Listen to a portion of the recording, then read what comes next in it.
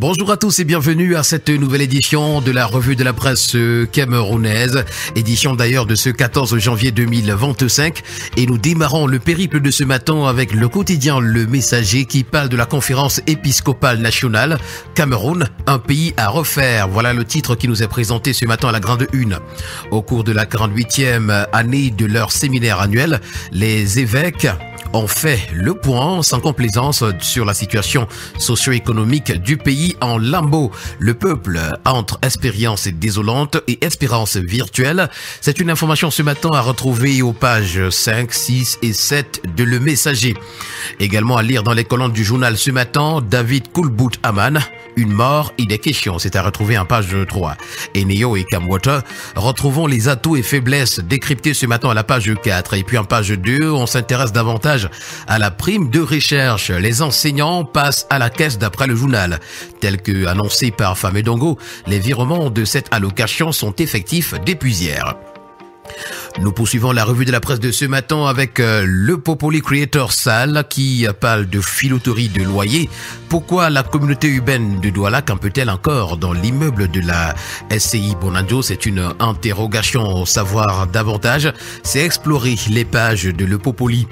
Avec le quotidien bleu d'Aman Mana le jour ce matin, on s'intéresse à la ville de Yaoundé et on s'interroge. La fin du commerce sur les trottoirs? Le maire de la ville a signé une décision dans ce sens. Elle suscite des réactions diverses. D'ailleurs, les réactions sont à retrouver ce matin à la page 3 du journal. Prime de modernisation de la recherche également à retrouver en petite une. C'est plus de 2 milliards pour les enseignants du supérieur. Et puis à l'extrême nord, on a compté 2 morts dans un affrontement intercommunautaire. Le quotidien vert Émergence avec lequel nous poursuivons ce périple ce matin parle du marché du travail avec le Cameroun qui est champion de la marginalisation des femmes. Un rapport de l'Institut national de la statistique met le doigt sur le problème. D'ailleurs, l'information ce matin est à retrouver en page 3. Et puis en page 2, s'agissant de l'entretien de l'axe Yaoundé-Douala, c'est Ganou Djoumessi qui est sur le terrain. PCRN également, honorable Nouran Foster dans des sales draps. Nous poursuivons la revue de la presse de ce matin avec le quotidien d'information républicaine, Le Drapeau, qui parle également du marché du travail avec ses disparités entre hommes et femmes. Un rapport récent de l'Institut national de la statistique révèle que malgré un esprit entrepreneurial plus prononcé, plus de 68% des femmes camerounaises exercent dans le secteur informel, souvent dans des emplois peu qualifiés. Le document met en lumière les inégalités persistantes entre hommes et femmes sur le marché du travail, accentuées par des disparités en matière de formation professionnelle et plaide pour des réformes urgentes pour garantir une meilleure inclusion féminine dans l'économie formelle. C'est une information ce matin à retrouver à la page 4. Et nous poursuivons le périple de ce matin avec le quotidien Mutation qui parle du Cameroun. La paix des cimetières, c'est le titre à retrouver à la page de présentation. Les évêques du pays dénoncent dans un message la pauvreté agonisante et scandaleuse des masses et des inégalités sociales. Les prélats déplorent également la corruption qui se banalise, la crise sécessionniste qui perdure, la criminalité, le bradage foncier et les discours de haine. Ils exhortent le peuple à garder confiance et à n'avoir pas peur. C'est à retrouver ce matin à la page 9. En page 5, on s'interroge au sujet du décès de David Koulbout Aman, suicide ou assassinat.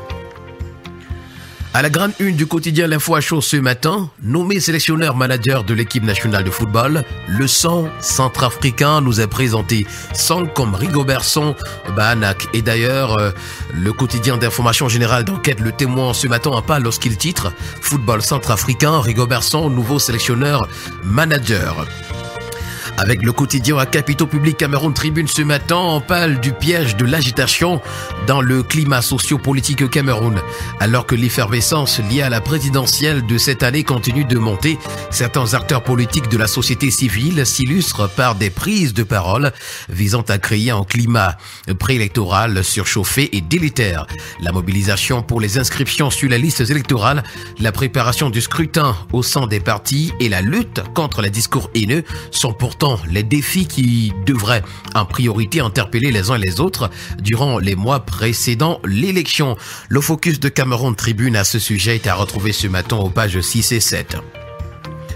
Avec le tri-hebdomadaire L'Heure du Sahel, ce matin on parle de politique et c'est Cavalier Yégué Djibril qui veut contrer les évêques à l'extrême nord.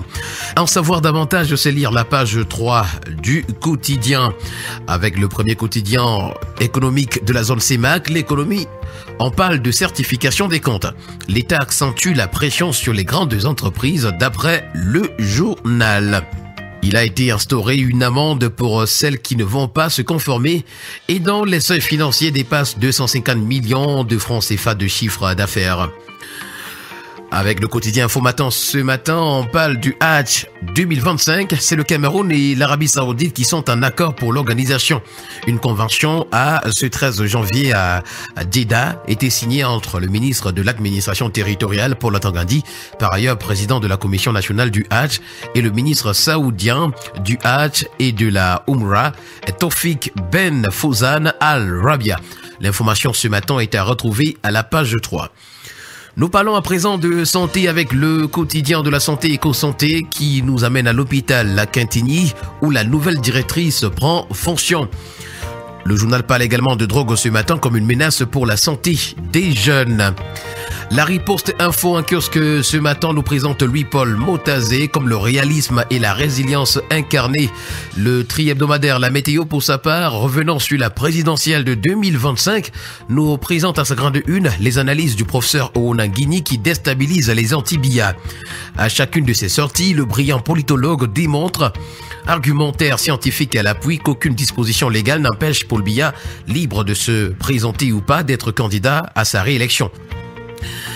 Et quotidien, l'hebdomadaire d'information économique et financière parle de financement routier. Il nous fait savoir que le Cameroun a besoin d'un fonds routier autonome. Et avec innovation, nous allons mettre un terme à cette sortie de la revue de la presse. Le journal donne la parole à Emmanuel Wafo, président de l'association camerounaise des professionnels de la plasturgie, qui dit, je cite, « 2025 s'annonce difficile pour la filière plastique au Cameroun. Les 63 entreprises du secteur qui génèrent pourtant près de 154 milliards de francs CFA de chiffre d'affaires sont en difficulté. » Et voilà qui met un terme à cette sortie de la revue de la presse. Merci à vous, mesdames et messieurs, d'avoir été à l'écoute. Demain, c'est un autre jour. Nous serons encore là pour vous servir de la même façon, si Dieu le veut. Agréable journée à tous.